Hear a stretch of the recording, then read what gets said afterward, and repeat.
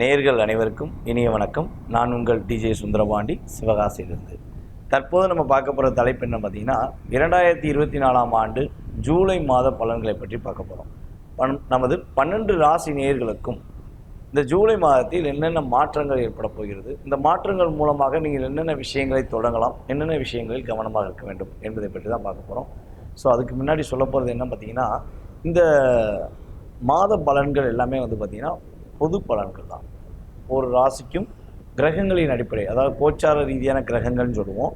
So கிரகங்களின் அடிப்படையில் மேச ராசி முதல் மீன ராசி வரை என்னென்ன மாற்றங்கள் ஏற்பட போகிறது நம்ம கோச்சார பலன்களை கூறுகிறோம்.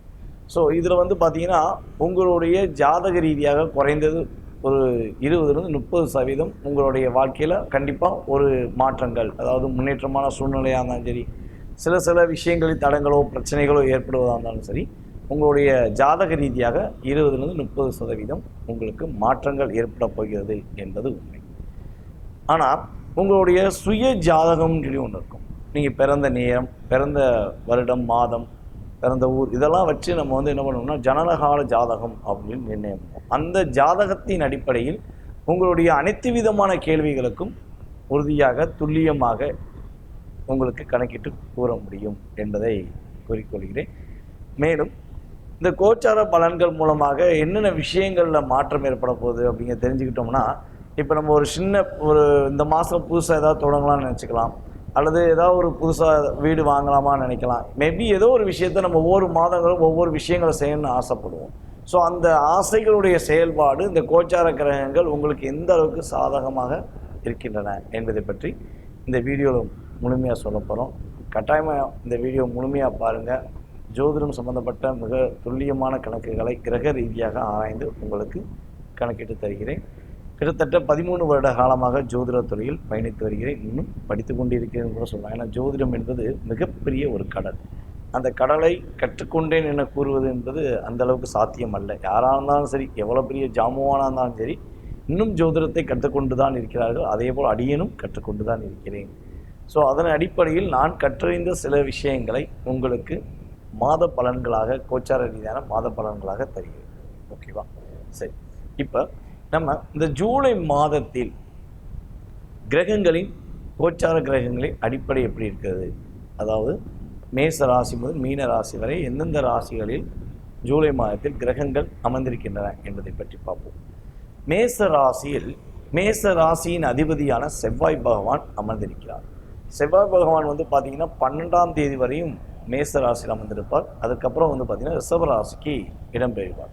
அப்போ 12ஆம் தேதி வரையும் செவ்வாய் பகவான் மேச ராசியிலும், அதே போல் நமது குரு பகவான், அதாவது அனைவருக்குமே மிக பிடித்தமான கிரகம் அப்படின்னு பார்த்தீங்கன்னா குரு பகவானை தான் நம்ம ரொம்ப விரும்புவோம். ஸோ அதை ஒரு சுப கிரகம் அப்படின்வோம். சுப கிரகமான குரு பகவான் ரிஷப ராசியில் அமர்ந்திருக்கிறார் என்ன பார்க்கிறோம். அதே போல் பார்த்திங்கன்னா சூரிய பகவானை வச்சு தான் ஒவ்வொரு மாத பலன்களுமே எடுத்துக்கிட்டு இருக்கோம். சூரிய பகவான் தான் தலைமை கிரகம். நவகிரகங்களின் அதிபதியாக விளங்குவரே சூரிய பகவான் தான். ஸோ சூரிய பகவான் மிதுன ராசியில் 17ஆம் தேதி வரையும் மிதுன ராசியில் அமர்ந்திருப்பார். 17க்கு அப்புறம் சூரிய பகவான் என்ன பண்ணுறாருன்னா மிதுன ராசியிலிருந்து கடக ராசிக்கு பயணிப்பார் என பார்க்கிறோம். தமிழ் மாத என்னைக்கு பிறக்குதோ அந்த மாதம்தான் சூரிய பகவான் ஒரு ராசியை விட்டு இன்னொரு ராசியை விட்டு கடந்து செல்வார் என்பது உண்மை. ஸோ அப்போ இந்த ஜூலை மாதத்தில் ஆனி மாதம் ஓடிக்கிறது. இந்த ஆனி மாதமானது 32 நாட்கள் இருக்கும். ஸோ இந்த ஆனி மாதத்தில் 32 நாட்கள் இருக்கிறனால சூரிய பகவான் 17 நாட்கள் வரையும் மிதுன ராசியில் அமர்ந்திருப்பார். ஏன்னா இது பார்த்திங்கன்னா மிகப்பெரிய ராசி அப்படின்னு சொல்லுவோம். மிதுன ராசி மட்டும். ஏன்னா ஆனி மாதம் என்னைக்கு வருதோ அன்றைக்கி தான் தமிழ் மாதத்தில் 32 நாட்கள் உண்டு. இது தமிழ் மாத பலன்கள் சொல்லும்போது உங்களுக்கு தெளிவாக சொல்லியிருப்போம். ஸோ அதே போல் பார்த்திங்கன்னா மிதுன ராசியில் சூரிய பகவான் கொஞ்சம் அதிக நாட்கள் இருப்பார். அப்படிங்கும்போது கடக ராசிக்குள் அவர் 18ஆம் தேதியிலிருந்து பயணம் செய்வார் என்பது பார்க்கிறோம்.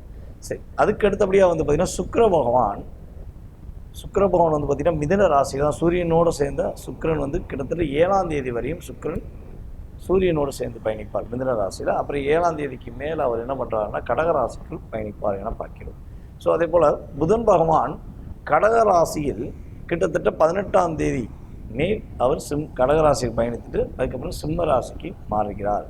கன்னி ராசியில் கேது பகவான். கேது பகவான் வந்து ஆல்ரெடி பார்த்திங்கன்னா நவம்பர் மாதம் பயிற்சியானவர் அதே கன்னி ராசிக்குள்ளே உட்காந்துருக்காரு.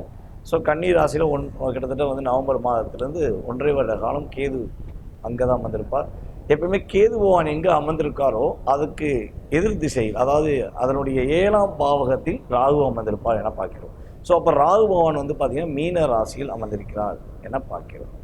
இதில் இந்த சனி பகவான் இருக்கார் பார்த்தீங்களா, சனி பகவான் வந்து கிட்டத்தட்ட இப்போ கும்ப ராசியில் அமர்ந்திருக்கிறார். சனி பகவான் வக்கர நிலையில் அமர்ந்திருக்கிறார். கும்ப ராசியில் வக்கர நிலையில் அமர்ந்திருக்கிறார் என பார்க்கிறோம்.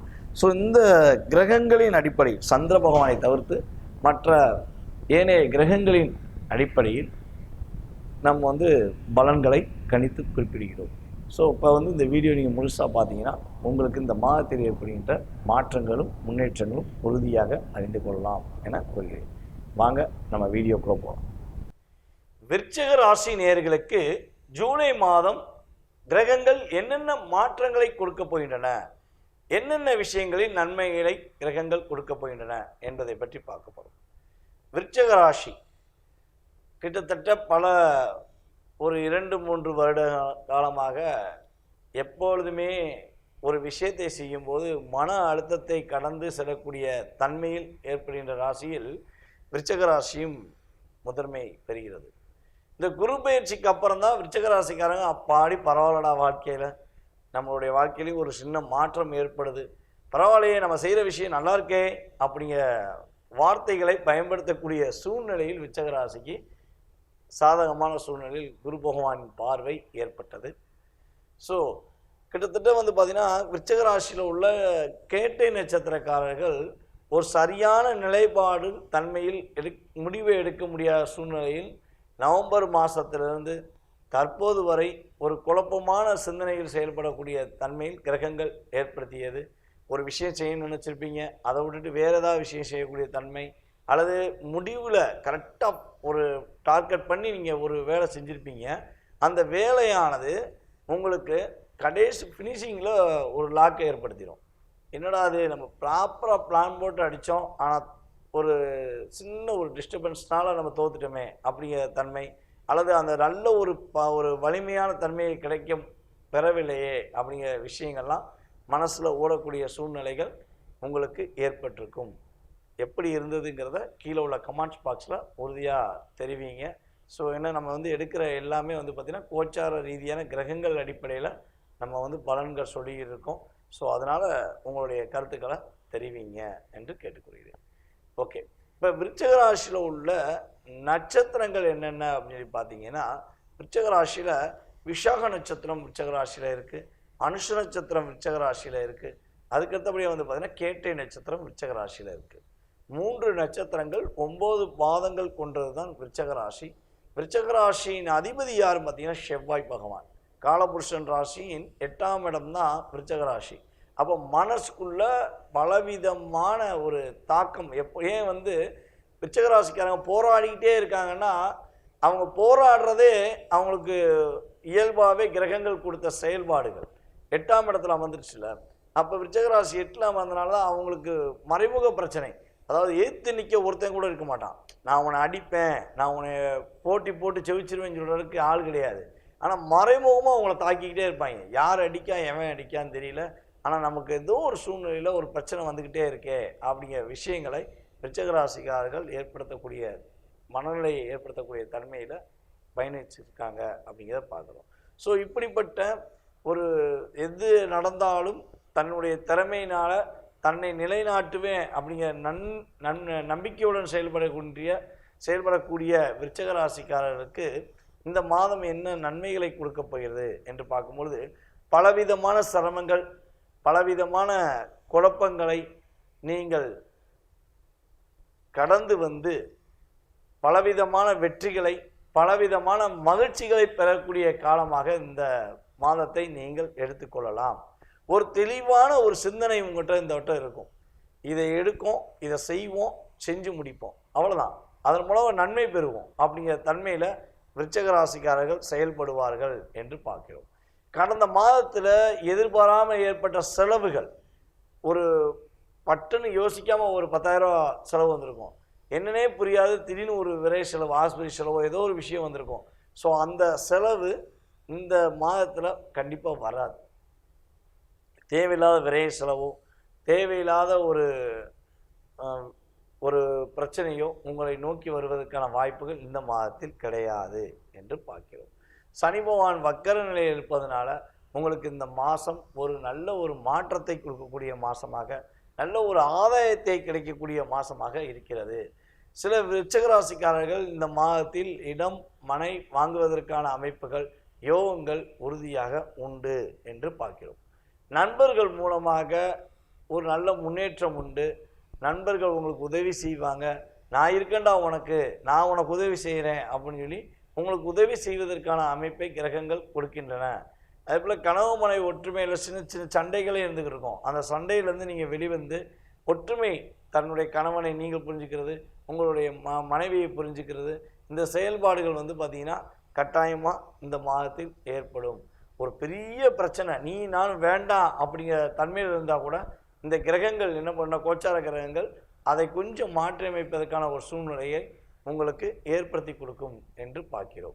இந்த மாதத்தில் நீங்கள் கவனமாக இருக்க வேண்டிய விஷயம் அப்படின்னு சொல்லி பார்த்தீங்கன்னா, உறவினர்கள் சம்மந்தப்பட்ட விஷயங்களில் கொஞ்சம் கவனமாக இருக்கும். உங்கள் உறவினர்கள் யாராச்சும் திடீர்னு ஏதாவது ஒரு சின்ன சண்டையை உண்டு பண்ணிட்டு போயிடுவாங்க. அவங்க வந்ததுனால சில நேரங்களில் சண்டை வரும். ஆனால் அவங்க நார்மலாக சொல்லிட்டு போனாலும் திடீர்னு உங்களுக்கு ஒரு சண்டை வந்துடும். ஸோ அப்போ உறவினர்கள் ஏதாச்சும் சொன்னாலும் மைண்ட் லெவலில் ஏற்றிக்கிறாமல் ஓகே பார்த்துக்கலாம் அப்படிங்கிற ஒரு சூழ்நிலையை ஏற்படுத்திக்கோங்க. கண்டிப்பாக உங்களுக்கு மிகப்பெரிய ஒரு தாக்கம் வராது. இருதயம் சம்பந்தப்பட்ட வழிகள் உள்ள நமது விருச்சிக ராசிக்காரர்கள் கொஞ்சம் கவனமாக இருக்க வேண்டும். அதிகமாக உணர்ச்சிசப்படக்கூடாது. நிதானமான தன்மையை கடைபிடிக்க வேண்டும். அப்படி கடைபிடிச்சிங்கன்னா கண்டிப்பாக உங்களுக்கு இந்த ஜூலை மாதம் பொருளாதாரத்திலையும் சரி, மன மகிழ்ச்சிகளையும் சரி, நல்ல ஒரு மாற்றத்தை தரக்கூடிய அமைப்பாக ஏற்படுகின்றன என்று பார்க்கிறோம். விருச்சிக ராசிக்கு சந்திராஷ்டமம் என்னைக்கு ஏற்படுது அப்படின்னு பார்க்கும்போது 6ஆம் தேதி மதியத்திலிருந்து 6-7 உங்களுக்கு கிட்டத்தட்ட பார்த்தீங்கன்னா 8ஆம் தேதி வரையும் உங்களுக்கு சந்திராஷ்டமம் இருக்கிறது. அப்போ 8ஆம் தேதி வரையும் கொஞ்சம் நிதானமாக பொறுமையாக யோசித்து முடிவெடுத்து செய்யுங்க. அவசரப்பட வேண்டாம். எந்த விஷயம்னாலும் கொஞ்சம் நிதானமாக செய்யுங்க. ஒருத்தவங்க யாராவது ஏதாவது சொன்னாங்கன்னா உணர்ச்சப்படக்கூடாது. சந்திராஷ்டமத்து அன்னைக்கு நம்ம கடைபிடிக்க வேண்டிய விஷயம் என்ன பார்த்தீங்கன்னா, நிதானம், பொறுமை, யோகா பயிற்சி. அதாவது விருச்சிக ராசிக்காரங்க முடிஞ்ச அளவு பார்த்திங்கன்னா எந்த அளவுக்கு காலைல வெள்ளனை எழுந்திரிச்சு சூரிய நமஸ்காரம் பண்ணுறது, அதே போல் யோகா பயிற்சி, தியானம் பண்ணுறது, இதெல்லாம் கரெக்டாக கடைப்பிடிச்சாங்கன்னா உங்களுக்கு மிகப்பெரிய ஒரு மன அழுத்தம் இல்லாமல் நிம்மதியாக இருக்கக்கூடிய தன்மையில் கிரகங்கள் சப்போர்ட் பண்ணுங்கிறது நிதர்சனமான உண்மை. அதே போல் முருக பகவான் வழிபாடு செவ்வாய்க்கிழமை தோறும் நமது விருச்சிக ராசிக்காரர்கள் இந்த மாதத்தில் சரியாக பின்பற்ற வேண்டும். முருக பகவானை மனசார போய் நீங்கள் வழிபாடு செஞ்சீங்கன்னா உங்களுக்கு நல்ல மாற்றம் இருக்கும். நல்லெண்ணெய் தீபம் உறுதியாக போடுங்கள். உங்களுக்கு மாற்றங்களும் முன்னேற்றங்களும் ஏற்படும் என்பதை நீங்கள் கண்கூட பார்ப்பீங்க. தடைகளை நீக்கி வெற்றி பெறுவீர்கள் என்று கூறிக்கொள்கிறேன். தற்போது நீங்கள் பார்த்த இந்த பொது பலன்கள் உங்களுக்கு கண்டிப்பாக பயனுள்ள விஷயமாக இருக்கும் என எதிர்பார்க்கிறேன். ஸோ அதே போல் பார்த்தீங்கன்னா ஜோதிடம் சம்பந்தப்பட்ட ஏதேனும் கேள்விகள், உங்கள் மனசில் ஏகப்பட்ட கேள்விகள் இருக்கலாம். நம்மளுடைய வாழ்க்கையில் என்னென்ன விஷயங்கள் செய்யலாம், என்னென்ன விஷயங்கள் செயல்படுத்தலாம் அப்படிங்கிற ஒரு சிந்தனை இருக்கலாம். நம்ம எப்படா இந்த பிரச்சனையை விட்டு வெளியே வருவோம், கடன் பிரச்சனையிலேருந்து, கனவு மனைவி ஒற்றுமையிலேருந்து, ஏகப்பட்ட விஷயங்களில் ஒவ்வொருத்தவங்களுக்கும் ஒவ்வொரு பிரச்சனைகள் இருக்கலாம். ஸோ இதுக்கு ஒரு சரியான தீர்வு என்ன அப்படின்னு நீங்கள் தெரிஞ்சுக்கணுன்னு ஆசைப்பட்டீங்கன்னா, விருப்பப்பட்டீங்கன்னா கட்டாயமாக கீழே உள்ள வாட்ஸ்அப் நம்பருக்கு நீங்கள் வாட்ஸ்அப்பில் எஸ்எம்எஸ் பண்ணுங்கள். ஸோ கால் போகலைன்னா, ஏன்னா பார்த்திங்கன்னா நிறைய பேருக்கு நம்ம ஆன்லைனில் ஜாதகம் சொல்லியிருக்கனால ஸோ உங்களுக்கு கால் சில நேரங்களில் போகாமல் இருக்கலாம். அதே போல் நம்ம மலேசியா, சிங்கப்பூர் அப்படின்னு சொல்லி நெக்ஸ்ட்டு இந்த மந்த்து நம்ம கிளம்புறோம். ஸோ அப்போ கால் உங்களுக்கு வரலைனாலும் நீங்கள் கவலைப்பட வேண்டாம், கால் போகலைனாலும் கவலைப்பட வேண்டாம். கீழே உள்ள வாட்ஸ்அப் நம்பருக்கு நீங்கள் வாட்ஸ்அப்பில் எஸ்எம்எஸ் போட்டு விடுங்க. ஜாதகம் பார்க்கணும்னு சொல்லி போட்டு விடுங்க. ஸோ உங்களுக்கான ஜாதகம் பார்ப்பதற்கான நேரம், கட்டணம் என்பதை உங்களுக்கு வாட்ஸ்அப்பில் திரும்ப கம்பெனிலேருந்து உங்களுக்கு ஸ்ரீ பாலாம்பிகா ஜோதிட ஆராய்ச்சி மையத்திலேருந்து உங்களுக்கு திரும்ப ரிப்ளை பண்ணுவாங்க. ஸோ அந்த குறிப்பிட்ட நேரத்தில் உங்களுக்கு ஜாதக ரீதியான பலன்களை மிக துல்லியமாக கணித்து உங்களுடைய எதிர்காலத்தை சிறப்பாக உருவாக்க ஸ்ரீ பாலாம்பிகா ஜோதிட ஆராய்ச்சி மையம் உறுதியாக உறுதுணையாக இருக்கும் என கூறிக்கொள்கிறேன். அதேபோல் நிறைய பேர் கேட்காங்க, சாமி எனக்கு டேட் ஆஃப் பர்த் தெரியல, எங்கள் வீட்டில் வந்து குறித்து வைக்கலை, அப்போ எனக்கு ஜாதகம் பார்க்க முடியுமா அப்படின்னு கேட்காங்க. ஸோ அப்படி கேட்குறவங்களுக்கு கட்டாயமாக சொல்கிறேன், வந்து பார்த்துக்கோங்க. பிரசன ரீதியாக வெத்தலை பிரசனம் மூலமாக பார்க்கலாம். நீங்கள் கேட்குற கேள்வியின் நேரத்தையும் அடிப்படையாக கொண்டு உங்களுடைய எதிர்காலத்தை கணிக்க முடியும். கடந்த கால நிகழ்வுகளையும் எதிர்கால வாழ்க்கையும் மிக துல்லியமாக கணிக்கிட முடியும் என்பது உண்மை. ஸோ அதே போல் வாஸ்து ரீதியாக உங்கள் வீடோட வாஸ்துவை பார்த்தோம்னா, நீங்கள் எந்த வருடத்தில் உள்ளே போனீங்க, எந்த வருடத்திலேருந்து என்னென்ன மாற்றங்கள் இருக்குது, என்ன மாதிரி பிரச்சனைகள்லாம் நீங்கள் சந்திச்சிங்க அப்படிங்கிறத உங்களுடைய வாஸ்தை வைத்து மிக துல்லியமாக உங்களுக்கு ஜாதக பலனை கூற முடியும் என கூறிக்கொள்கிறேன். ஸோ கால் போகலைனாலும் கவலைப்பட வேண்டாம். ஏன்னா வந்து வெளிநாடுகள்லாம் நம்ம போகிறனாலும் உங்களுக்கு கால்ஸ் வராமல் இருக்கும். நீங்கள் கீழே உள்ள வாட்ஸ்அப் நம்பருக்கு எஸ்எம்எஸ் போட்டு விடுங்க. உங்களுக்கு உங்களுடைய எதிர்காலத்தை மிக துல்லியமாக கணித்து தர நான் காத்திருக்கிறேன். வாழ்க வளமுடன். நான் உங்கள் டிஜே சுந்தரபாண்டி, சிவகாசி.